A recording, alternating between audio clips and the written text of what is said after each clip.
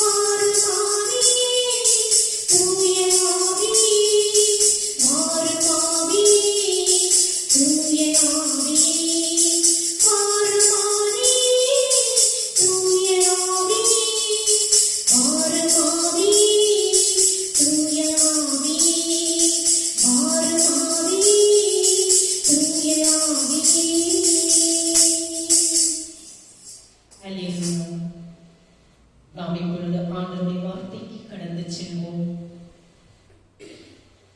நான் ஒவ்வொரு ஞாயிற்றுக்கிழமையும் உங்களுக்கு நான் எடுத்துக் கொண்டிருக்கின்றேன். ஆண்டவருடைய வார்த்தையானது ஜீவன் உள்ளது, உயிர் உள்ளது. அந்த வார்த்தையை நீங்க படித்து பாருங்கள். அந்த வார்த்தைக்கு எவ்வளவு அர்த்தங்கள், நம்முடைய வாழ்க்கைக்கு இவருடைய வார்த்தைகள் எவ்வளவு நமக்கு பயன்பட்டுக் கொண்டிருக்கின்றன என்று சிந்தித்து இனிவரும் காலங்களில் ஆண்டவருடைய வார்த்தையை படித்து பயன்பெறுங்கள். இன்றைய நாளில் அப்போஸ்தலரான பவுலடிகளார் எழுதிய நற்செய்தி 26ஆம் அதிகாரம் 17ஆம் வசனம். ஊழியத்தில் தேவனுடைய பாதுகாப்பும் பராமரிப்பும் உன் சுய ஜனத்தாரிடத்தில் என்றும் அந்நிய ஜனத்தாரிடத்தில் என்றும் உன்னை விடுதலை ஆக்கி. பவுல் தெய்வீக வல்லமையான சந்திப்பினால் கிறிஸ்துவானவன் இயேசு கிறிஸ்து பவுலை புறஜாதிகளுக்கு அப்போஸ்தலனாக ஏற்படுத்தினார். படித்து பாருங்கள். அப்போஸ்தலர் 9ஆம் அதிகாரம் 15ஆம் வசனம், 22ஆம் அதிகாரம் 14-15 படித்து பாருங்கள்.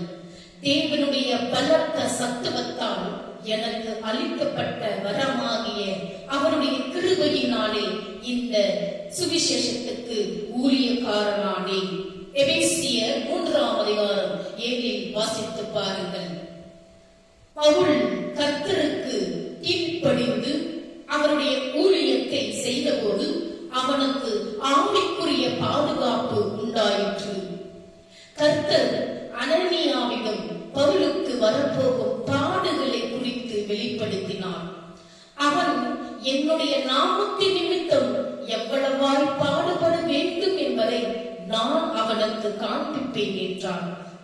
ஆனால் இங்கே இயேசு பவுலுக்கு உன் சுய ஜனத்தாரிடத்தில் என்றும், அதாவது யூதர்களிடத்தில் இருந்தும் அந்நிய ஜனத்தாரிடத்தில் என்றும், அதாவது புறஜாதிகளிடத்தில் இருந்தும் உன்னை விடுதலை ஆக்குவேன் என்று வாக்கு கொடுத்தார். கர்த்தர் யாருக்கு? பவுல் அடிகளார்களுக்கு. பவுலுக்கு உண்டான பாடுகள் என்றாலும் தேவன் அந்த பாடுகளில் இருந்தெல்லாம் அவனை விடுதலை ஆக்கினார். யாருக்கு? பவுலடிகளாருக்கு. பகைவரிடத்தில் இருந்து தப்புவிப்பதில் கிறிஸ்து தமது வாக்கை நிறைவேற்றினார் என்பதை காண்கிறோம். கர்த்தருடைய பிள்ளைகளுக்கு பல சமயங்களில் துன்பத்தையும் உபத்திரவத்தையும் கிறிஸ்து அனுமதிக்கிறார். பிறகு அவர்களை விடுவிப்பதில் தமது வல்லமை சத்துருக்களின் கைகளிலிருந்து தன்னுடைய பிள்ளைகளை மீட்கும் போது தேவனுடைய நாமம் மகிமைப்படுத்துகிறது. அவருடைய நாமத்தின் நிமித்தம் பாடுகளை சகித்துக் கொள்ளுகிறவர்கள் பாக்கியவான்கள். நம்முடைய வாழ்க்கையில் இவ்வளவு கஷ்டங்கள், தோல்விகள், துன்பங்கள், பிரச்சனைகள் அதிகம் இருந்தாலும் நாம் ஆண்டவரிடத்தில் ஒப்புவிக்கும் பொழுது அந்த பாடுகளை கர்த்தர் நமக்கு விடுதலை ஆக்குகிறார். அவருடைய பாடுகளின் நிமித்தம், அவருடைய நாமத்தின் நிமித்தம் நாம் சகித்துக் கொள்ளும் பொழுது நாம் பாக்கியவான்கள். குடும்பத்தில் பிரச்சனைகள் இருக்கின்றன, கணவன் மனைவியிடத்தில் பிரச்சனைகள் இருக்கின்றன, பிள்ளைகளிடத்தில் பிரச்சனைகள் இருக்கின்றன, குடும்பங்களில் பல பல பிரச்சனைகள் இருக்கும் பொழுது நாம் யாரிடத்தில் முறையிட வேண்டும்? மனிதனிடத்தில் அல்ல, கர்த்தரிடத்தில், இயேசுவிடத்தில் நாம் பாவங்களை அறிக்கையிடும் பொழுது, நம் குற்றங்களை அறிக்கையிடும் பொழுது, நம்முடைய பிரச்சனைகளை அறிக்கையிடும் பொழுது கர்த்தர் பாதுகாத்து நம்மை வழிநடத்திக் கொண்டிருக்கின்றார். அப்படியாக நாம் என்ன செய்து கொண்டிருக்கின்றோம்? குடும்பங்களில் எவ்வளவு பிரச்சனைகள் வந்தாலும், எவ்வளவு அக்கிரமங்கள் நேர்ந்தாலும் நாம் மனிதர்களுக்கு தான் முறையிடுகின்றோம். அப்படி முறையிட வேண்டாம் என் பிரியமான சகோதர சகோதரிகளே. நீங்கள் அனைவரும் ஆண்டவரிடத்தில் முறையிடுங்கள். இந்த தமசு காலத்தில் குடும்பங்களில் ஒற்றுமையும் சமாதானத்தையும் நிலைநாட்ட வேண்டும். கர்த்தர் நமக்காக சீனாய் மலையில் 40 நாட்கள் உணவில்லாமல், உடுக்க உடையில்லாமல், நீர் தண்ணிகளும் குடிக்காமல் நமக்காக இரத்த வேர்வை சிந்தி நம் பாவங்களுக்காக சீனாய் மலையில் நமக்காக 40 நாட்களும் இரத்த வேர்வை சிந்தி பரிசுத்த ஆவியானவரிடத்தில் நமக்காக பரிந்து பேசிக் கொண்டிருக்கின்றார். நாம் இங்கு என்ன செய்து கொண்டிருக்கின்றோம்? இந்த தபச காலத்தில் கூட 40 நாட்களில் மட்டன், சிக்கன், மீன், நண்டு, பண்டு, முட்டை எல்லாம் தின்றோம். கேட்க மாட்டேங்குது. 40 நாட்களும் நம் பாவங்களுக்காக பரிந்து பேசுகிறார். பரிசுத்த ஆவியானவரிடத்தில் சீனாய் மலையில் இரத்த வேர்வை சிந்தி நம் பாவங்களுக்காக பரிந்து பேசிக் கொண்டிருக்கின்றார். நீங்களும் நானும் எந்த விதத்தில் தபசு காலத்தை நாம் கடைபிடித்துக் கொண்டிருக்கின்றோம்? சிந்தித்து செயல்படுங்கள், சிந்தித்து செயல்படுங்கள். தேவனுடைய வெளிப்பாட்டை நாம் பெற்றுக் கொள்ளும் போது சத்தியம் நமக்குள் தெளிவுபடுத்தப்படும், உறுதி பண்ணப்படுகிறது, சந்தேகங்கள் எல்லாம் நீக்கப்படுகிறது. தேவனுடைய வார்த்தைக்கும் கிறிஸ்துவின் சாட்சிக்கும் எடுத்துக்காட்டாக விளங்க உதவி செய்கிறது. இயேசு கிறிஸ்துவே தேவனிடமிருந்து வந்த சிறந்த வெளிப்பாடாகும். பவுல் புறஜாதிகள் மத்தியில் ஊழியம் செய்தான். படித்து பாருங்கள். 9ஆம் அதிகாரம் 15, 13ஆம் அதிகாரம் 47, 18ஆம் அதிகாரம் 6, 22ஆம் அதிகாரம் 21 படித்து பாருங்கள், புரியும். அகிரிப்பா ராஜாவுக்கு முன்பாக பேசும்போது கூட புறஜாதிகளுக்கு சுவிசேஷத்தை அறிவிக்க தேவன் தன்னை அனுப்பினார் என்பதை உறுதிப்பட கூறுகிறதை நாம் பார்க்கிறோம். அவனுடைய நிருபங்களிலும் தான் எவ்விதமாக புறஜாதியார் மத்தியிலே ஊழியனாக அனுப்பப்பட்டேன் என்பதை மீண்டும் மீண்டும் வலியுறுத்தி கூறியுள்ளான். ரோமர் 1ஆம் அதிகாரம் 13, 11ஆம் அதிகாரம் 13, 15ஆம் அதிகாரம் 16, கலாத்தியர் 1ஆம் அதிகாரம் 16, 2ஆம் அதிகாரம் 1-10 படித்து பாருங்கள். எபேசியர் 1ஆம் அதிகாரம் 1-8, 1 தீமோத்தேயு 2ஆம் அதிகாரம் 7, 2 தீமோத்தேயு 1ஆம் அதிகாரம் 11 வாசியுங்கள். என் பிரியமான சகோதர சகோதரிகளே, நம்முடைய பலமும் திறமையும் ஞானமும் புத்தியும் பாதுகாப்பும் நம்மால் உண்டானது அல்ல.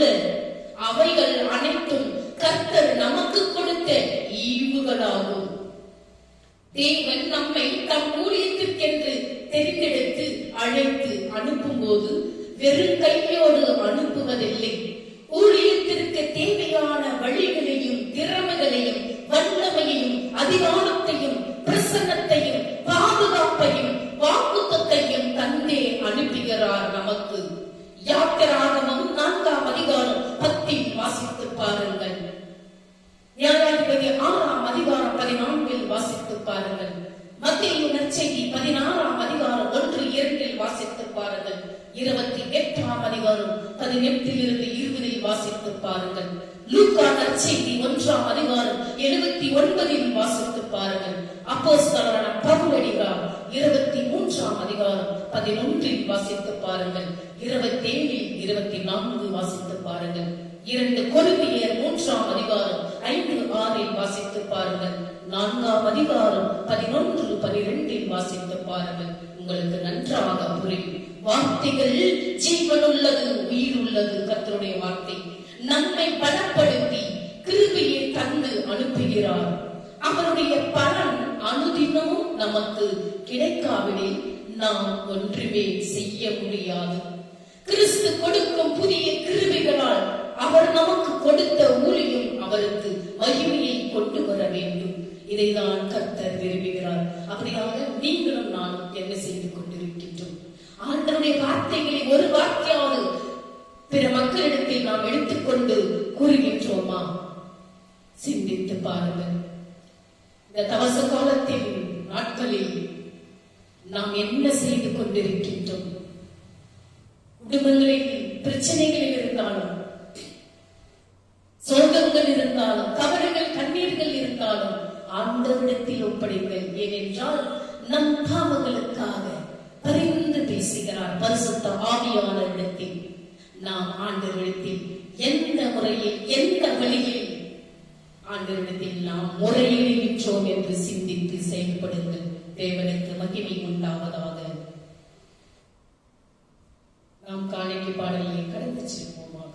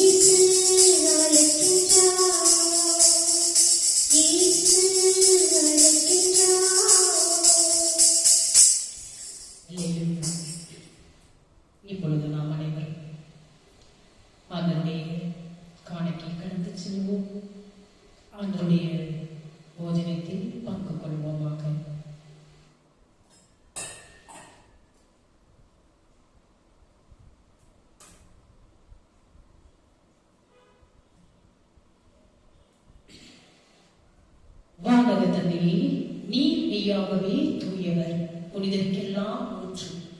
ஆகவே உன்னுடைய தூய ஆவியை பொழிந்து இக்காணிக்கைகளை புனிதப்படுத்த வேண்டும் என உம்மை மன்றாடுகிறோம். இவ்வாறு எங்கள் ஆண்டவர் இயேசு கிறிஸ்துவின் உடலும் இரத்தமுமாக எங்களுக்கு இவை மாறுவனவாக. அவர் தாம் பாடுபடுவதற்கு முந்தின நாள் வணக்கத்துக்குரிய தம் திருக்கைகளில் அப்பத்தை எடுத்து வானோக்கி கண்களை உயர்த்தி, எல்லாம் வல்ல இறைவனும் தம் தந்தையும் ஆகிய உமக்கு நன்றி செலுத்தி வாழ்த்துரைத்து அப்பத்தை பிட்டு தம் சீடர்களுக்கு அளித்து அவர் கூறியதாவது: அனைவரும் இதை வாங்கி உண்ணுங்கள், ஏனெனில் இது உங்களுக்காக கையளிக்கப்படும் என் உடல் என்றார். அவ்வனமே உணவருந்திய பின் மகிமை மிகுந்த இக்கிண்ணத்தை வணக்கத்துக்குரிய தம் திருக்கைகளில் எடுத்து மீண்டும் உமக்கு நன்றி செலுத்தி வாழ்த்துரைத்து தம் சீடர்களுக்கு அளித்து அவர் கூறியதாவது: அனைவரும் இதை வாங்கி பருகுங்கள், ஏனெனில் இது புதிய நித்திய உடன்படிக்கைக்கான என் ரத்தம். இது பாவ மன்னிப்புக்கென்று உங்களுக்காகவும் எல்லாருக்காகவும் சிந்தப்படும். இதை என் நினைவாக செய்யுங்கள் என்றார். நம் அனைவரும் அவருடைய போதனத்தில் ஒருவனவற்று பகிர்ந்து கொள்வோமாக.